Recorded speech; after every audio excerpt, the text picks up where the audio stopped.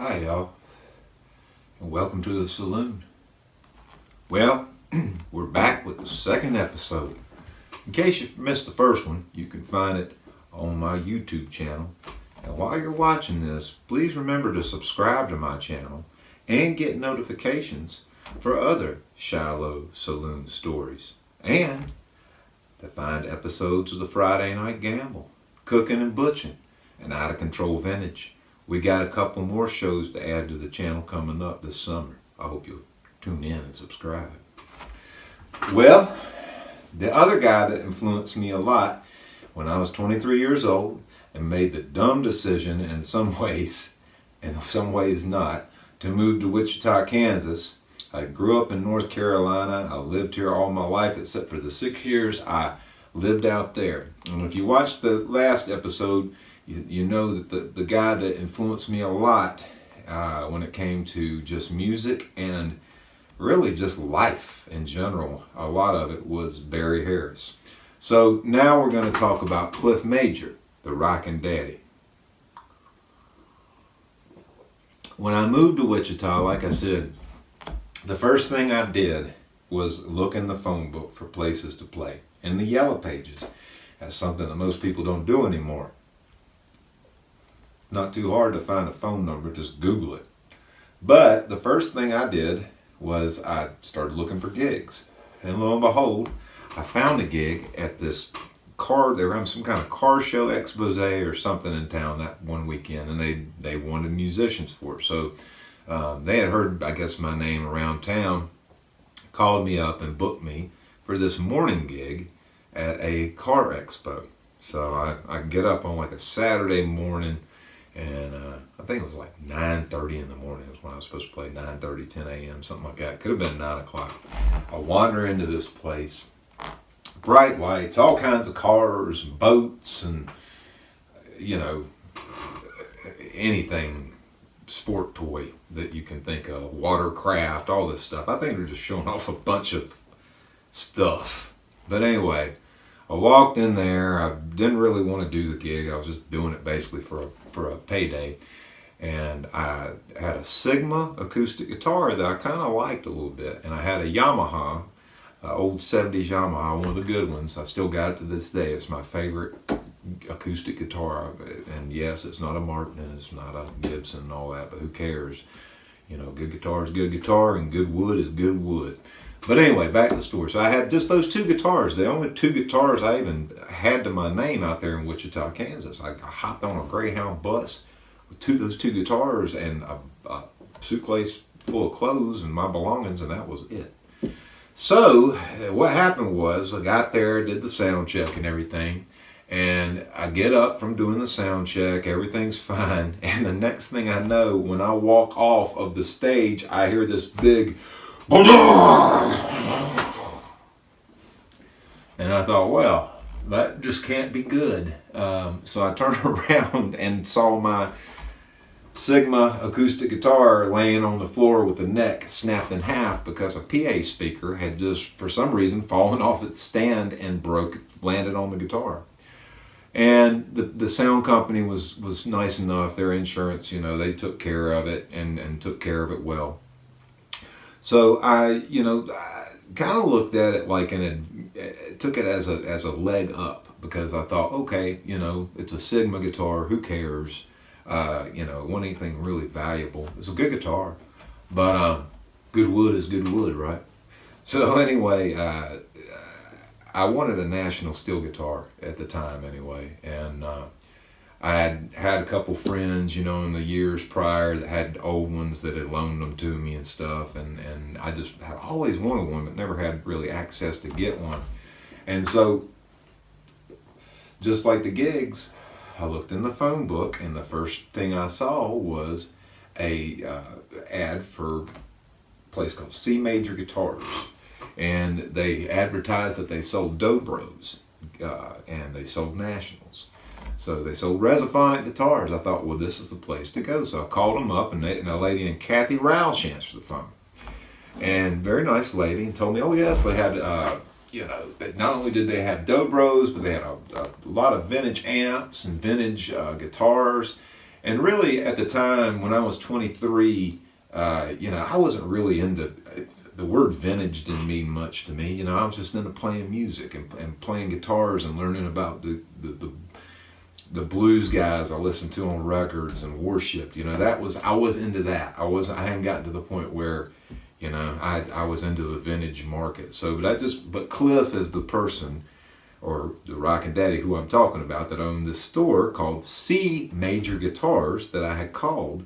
He's the guy that got me into all that. In fact, he sold me my first vintage guitar, which was a silver tone electric Stratotone. But anyway, I didn't know much about that kind of stuff. I just wanted a national guitar.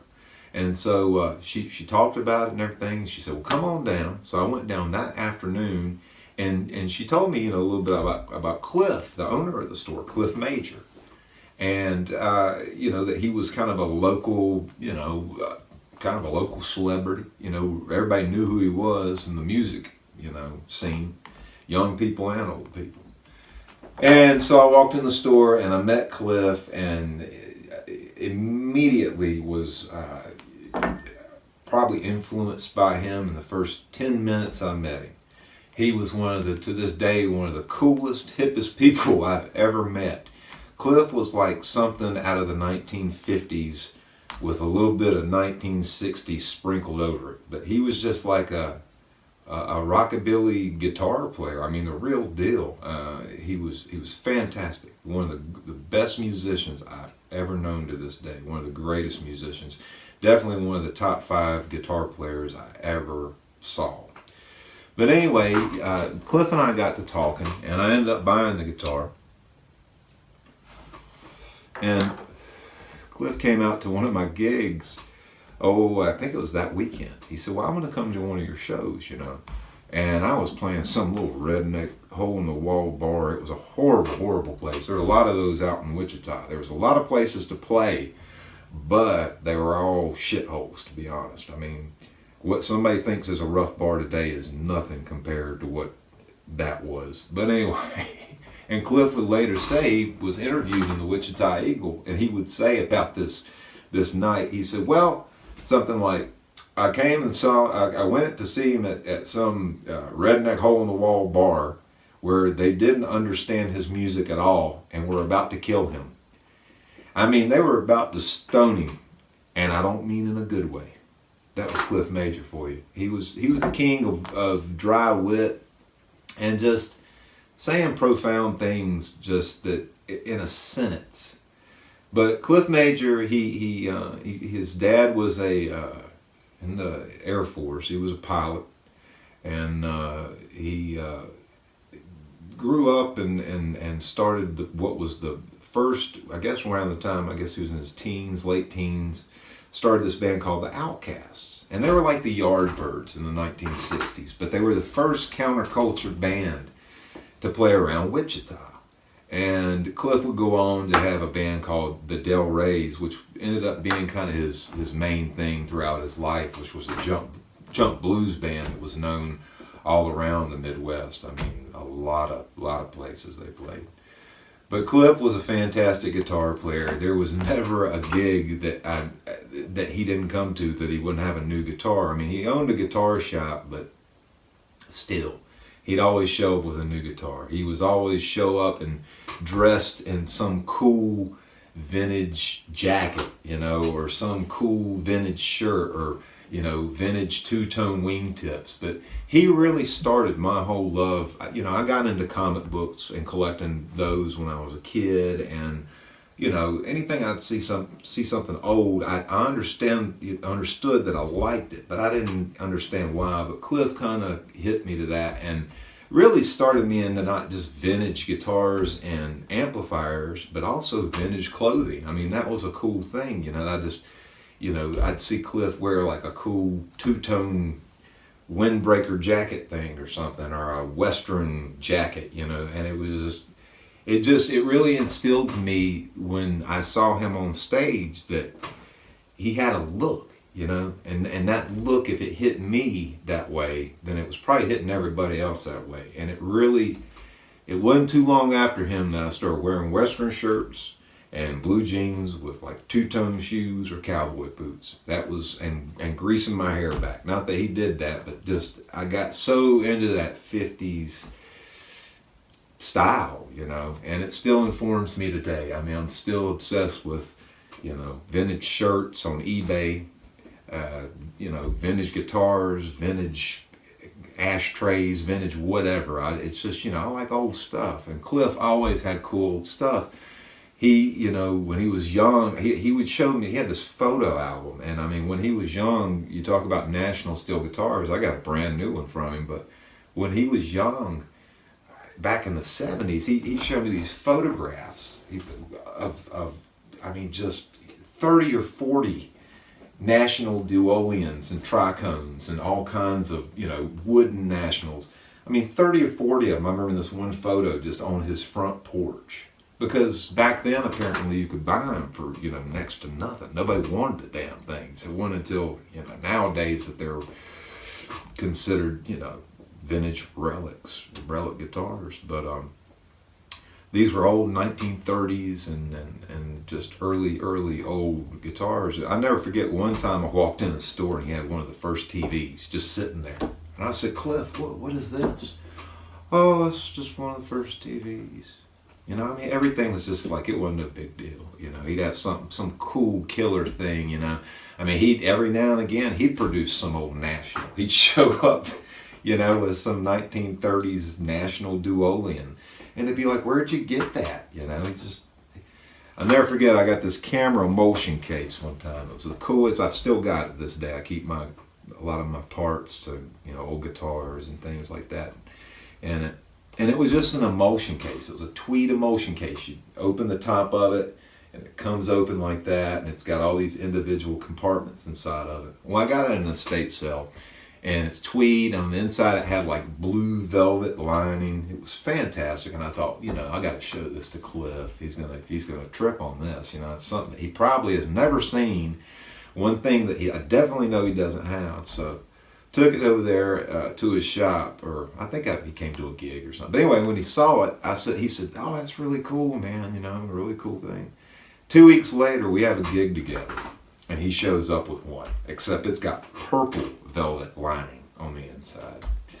But anyway, when I moved to Wichita, besides Barry, Harris, who we talked about in episode 1, you can go back to episode 1 and check it out if you missed it. Clif was the other guy that took me under his wing in Wichita. There were a bunch of old guys. You know, I came out to Wichita.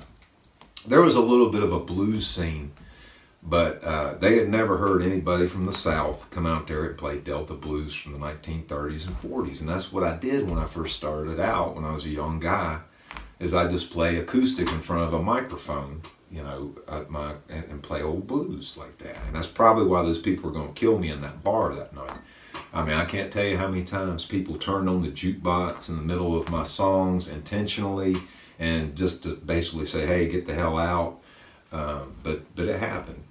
But Clif was one of the first people that took me under his wing, and there were a lot of blues people in Wichita, but a lot of these older guys in their 50s, even 40s, whatever, were really kind of shitty to me, because I guess they thought I was a young kid getting all this attention, and they had been out here playing for God knows how long around town, and a lot of them just really acted like pure dicks to me. I mean, really. But Clif was somebody that really took me under his wing and really showed me things. I mean, we'd spend time riding around, and he got this whole 57 Impala, Chevy Impala. It was faded red. It was the coolest looking thing you ever seen. And I mean, I remember on like hot summer days, we'd drive around listening to Johnny Burnett and Gene Vincent and all these old rockabilly tapes that he had. He turned me on to rockabilly music. I mean, he really schooled me in that kind of stuff and showed me things on the guitar about it. And he was just such a fantastic guy. We'd ride around and go to look for old greasy hamburger joints, you know, to eat at, or, you know, try to find some old pawn shop to you know, looking for guitars, or, you know, a lot of times we just took the Nationals and we just go out in the country and go somewhere and play them, you know, and just a lot of fun times spent with Clif Major. he was just he had told me stories about going out to California and during the summer of love, and he ended up being at like the same party as Jimi Hendrix. And then he told me, that like when he was a kid, that he and a bunch of other guys hung out behind this alley of this theater where the Rolling Stones were playing, and when they came out, they got their autographs, which he proudly displayed in his store a lot of the times. But he was just such a blistering guitar player. I mean, and it didn't matter what it was. It could be country music, blues music, rock and roll, bluegrass, whatever. He played banjo, he played mandolin, he played stand-up bass, he played lap steel guitar. I mean, it was just amazing, man. The guy, and all of it, he would play it just with such finesse and such class and fluidity. I mean, it was just effortless the way the guy played. And he had a store. The store, was called C Major Guitars. Well, what happened later on, Clif kind of fell on hard times with the store, and he converted it. What do you do when you fall on hard times with your guitar store?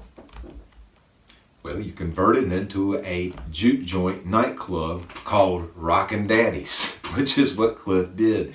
He turned this thing into like this.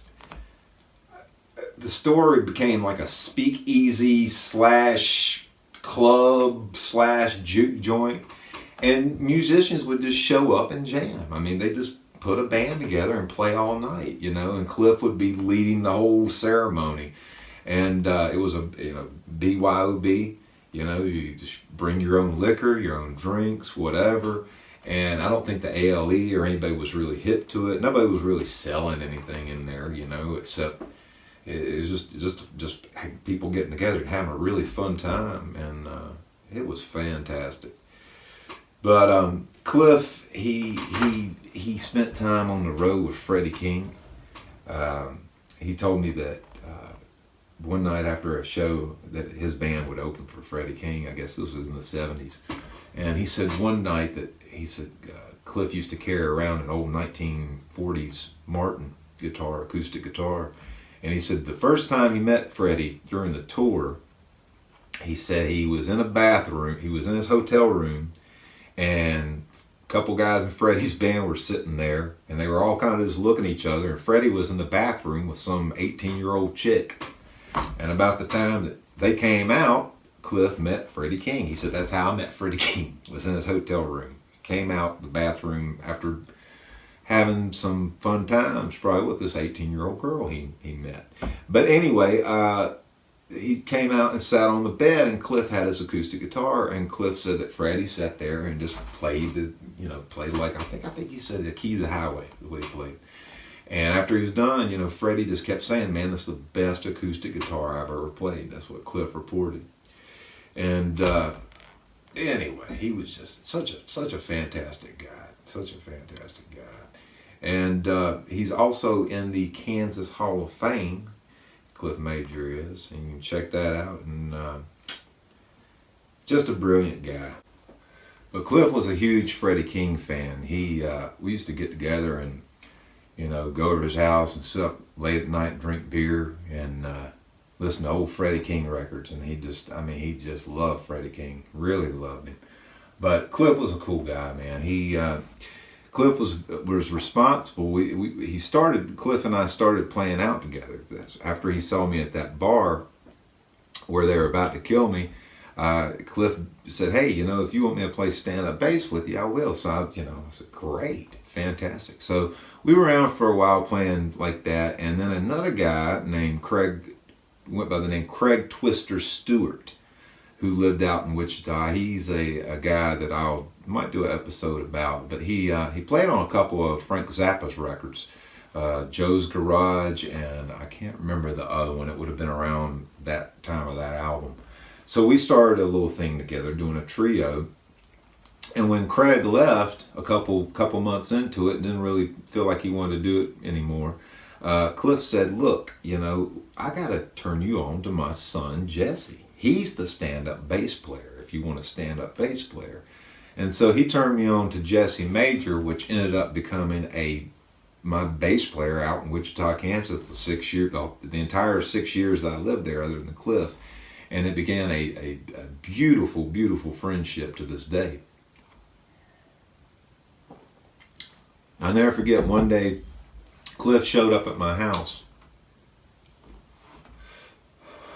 unannounced, and he had this Indian medicine bag, and he had a green slide that had been cut from a wine bottle, and a guitar pick that had Earl Hooker's picture on it, and it said Earl Hooker, Delta Blues musician, or Delta Blues master.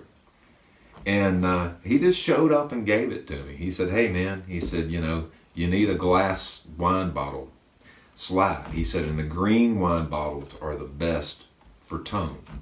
And I have those to this day. I mean, just a very, very nice guy to do something like that.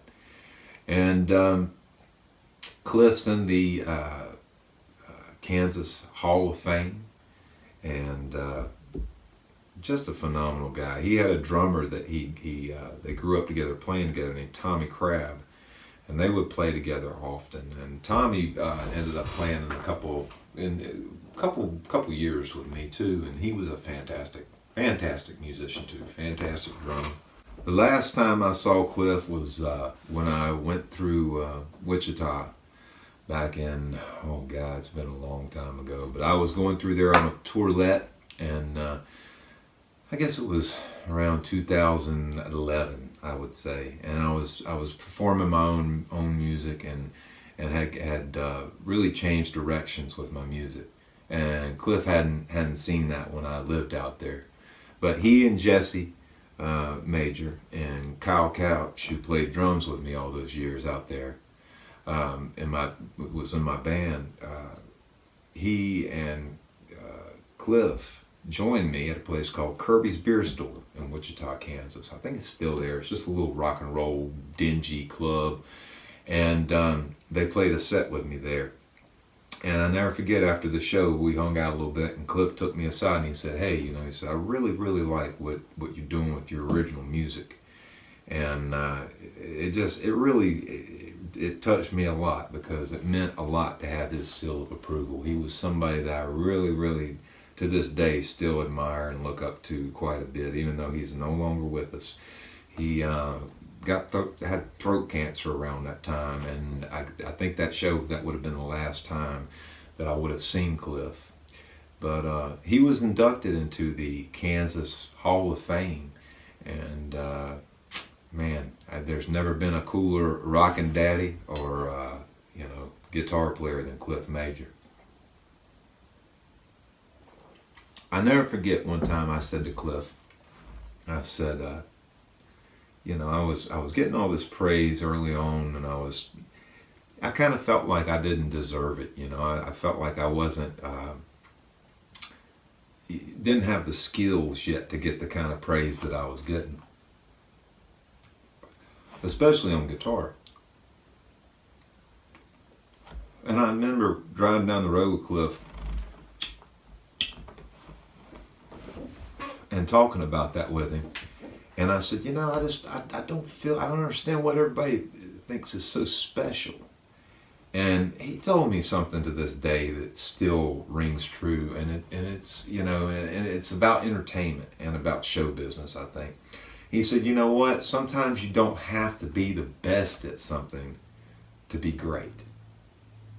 And that meant a lot. That makes a lot of sense to me, especially now. It makes a lot of sense. You don't have to be a masterful guitar player to be, really well known or well liked. You just have to have that thing. And Clif Major definitely had that thing. Well, if you hung out this long, I appreciate you taking the time to sit up here at the bar with me. I hope you'll join us again for a Shiloh Saloon story. Got episode 3 coming on the way. But be sure to subscribe if you like this stuff, and get notifications to this YouTube channel. You got a lot of other shows on it, like the Friday Night Gamble, Cooking and Butching, and Out of Control Vintage. And beyond that, I got a couple more up my sleeve that we're going to put out this summer. Y'all come back to the Saloon now, anytime. We'll catch you on the next one.